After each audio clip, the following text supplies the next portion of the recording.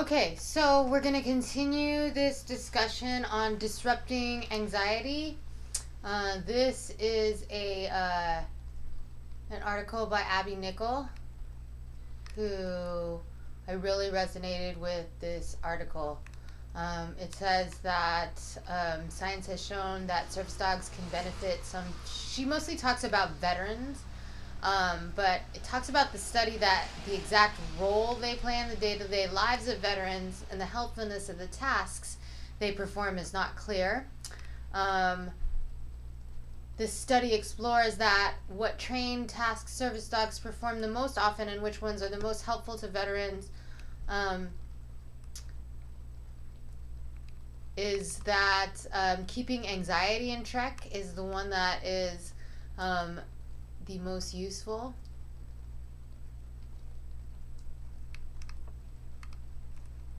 So they can be trained to alert the veteran to any increasing anxiety, which is great because when you're in panic and fight or flight, you have like increased sweating and different heart rate, and I can bet that my dog instinctually has already sensed that in myself. One time when I was triggered, I was trying to drive and she was not letting me. At that time, we didn't have a crate for her. I had only had her for 2 or 3 days, but she was biting my face and biting my hands, and just not letting us get out of the driveway safely. So I felt like she was trying to tell me to not drive, which was really good. So a lot of the things right now, because I haven't been working with another trainer besides myself, and I am training my own dog mostly out of necessity and just kind of doing the best that I can with the situation that I have. Everything is just kind of using the resources that I have. And YouTube is a great resource. So, and also creating this video log is a way for me to dialogue with people, get advice from others, and it is a way that I express my anxiety as well. So,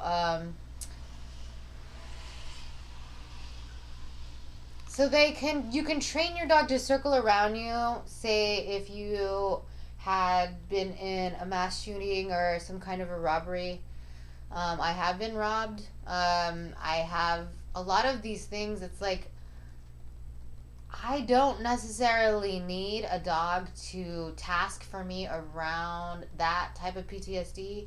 I think the most effective for me is disrupting the anxiety around complex PTSD, which I said in my last video was around staying present in the moment and having someone need you and giving you the opportunity to reparent the negative or dysfunctional messages that you might have received as a parent. For me, it is like reparenting the way that my parent had parented my dog. I witnessed my dog getting kicked down the stairs and thrown into his crate and then being surrendered to the pound for $20. So I got the opportunity to redo all of the wrongs that my family did to my family dog. And that all happened within the first week of owning a dog. And it's a really interesting thing because I work in sacred intimacy and tantra as my profession. And one of the things that you can do is rewire a trauma, right? So you can go back and kind of guide a meditation into a dream and then insert whatever you need to hear or say and kind of implant that new memory.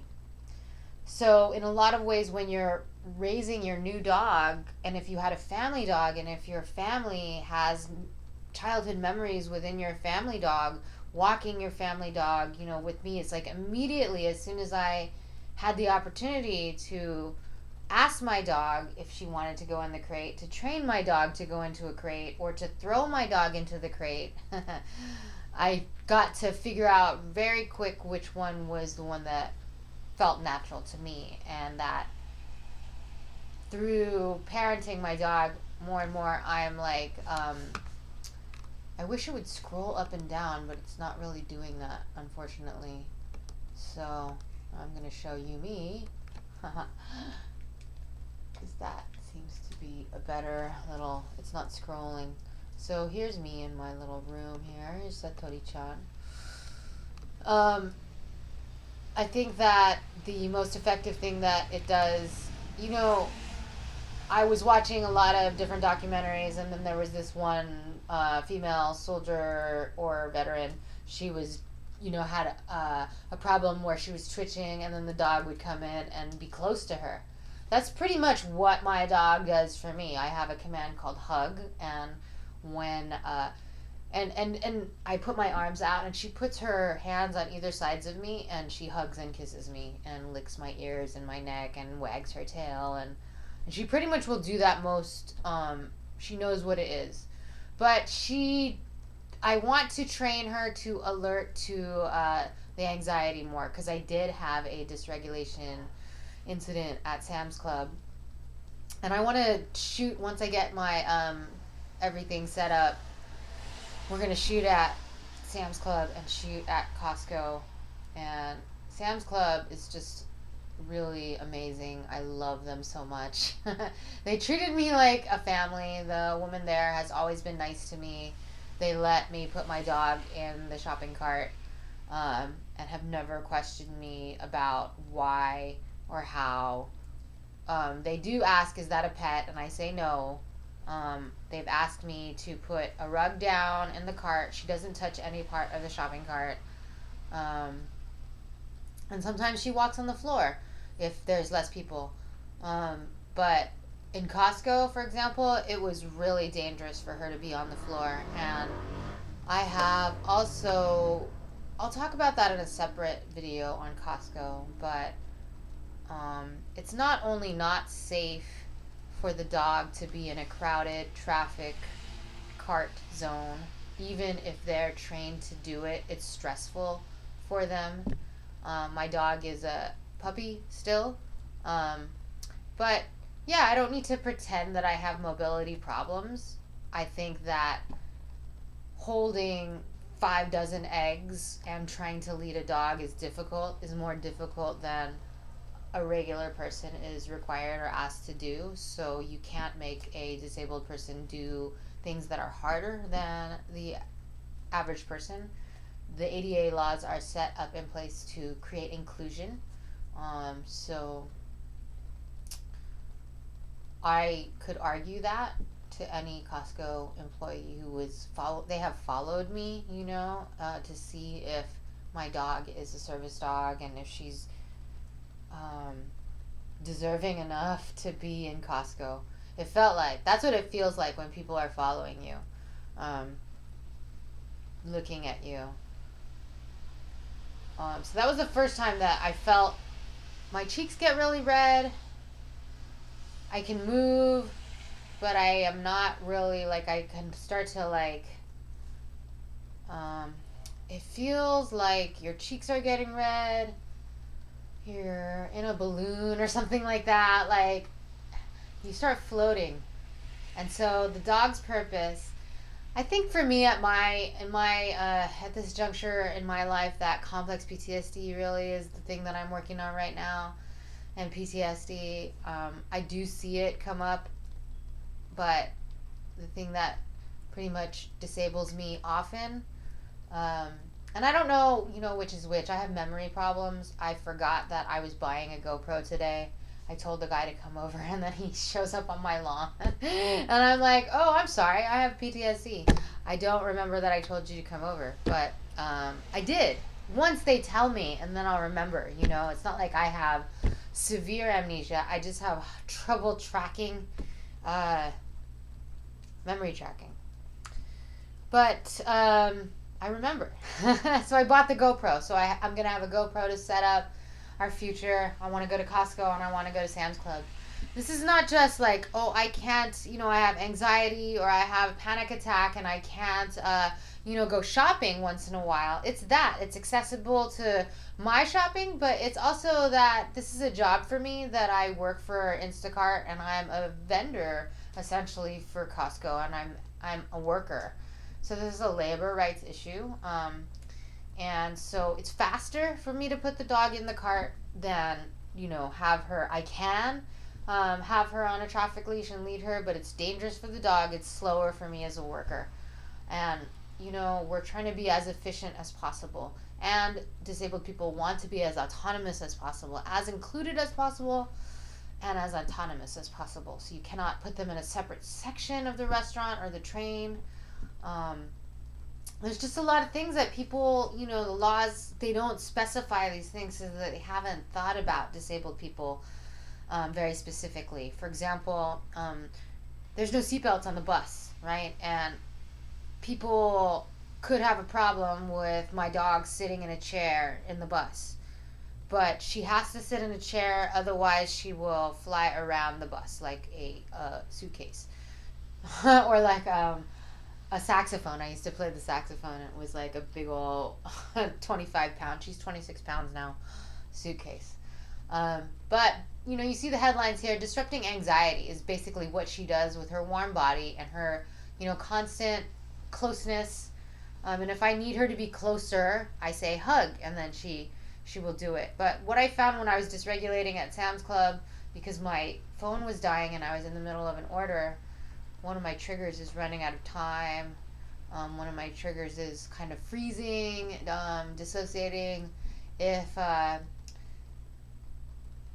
running out of time and I'm gonna screw everything up, that's part of my childhood trauma.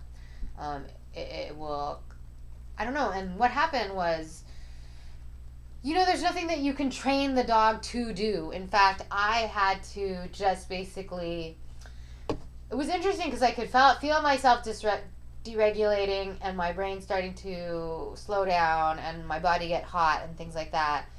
But I just had to be uncomfortable, which is something that your dog is just there for you to sit in your uncomfortable and awkward situation that you may have created. And with CPTSD, people feel sudden shame and they'll get really angry. And I've already learned how to contain my impulse. I have impulse control. Like dogs, they learn how to have impulse control. Like you can learn how to control your impulses so you don't act out on them. So it's like I've already learned the impulse control, but the dog's service for the psychological disability is to disrupt the anxiety around that. And then the anxiety, when it's left unchecked, it just builds into some major physical disabilities, which I had to deal with in October. I just want to, it's not scrolling, so I'm going to end this video with that. All right. I hope that part was helpful. To reiterate, there's research done about how psychological service dogs and PTSD are very, very effective, and that if you have any form of PTSD, complex post-traumatic stress disorder, which is childhood abuse or neglect, and PTSD is anything traumatic that has happened in your adult life typically, that service dogs, psychological service dogs, you can be able-bodied and have a service dog, which is something that not many people know about. So I do face a lot of looks because my disability is not visible. But people are understanding, like the guy who brought over the camera. I find that I'm mentioning that I have PTSD fast, like I've dealt with so much different types of othering that once I become comfortable with it, it's okay, I not making excuses, but it is like an explanation that people can be a little bit understanding. Oh, I get it, And if not, it's just what it is. I forgot, I'm sorry. Anyways, more videos. Thank you for listening. Satori says goodbye, even though she's not here in the flesh. Comments and subscriptions. I have 0 subscriptions so far, but we're working on building this Love is My Service Dog. I hope that you find the lover dog that you have been waiting for, and maybe I'll meet you. Namaste.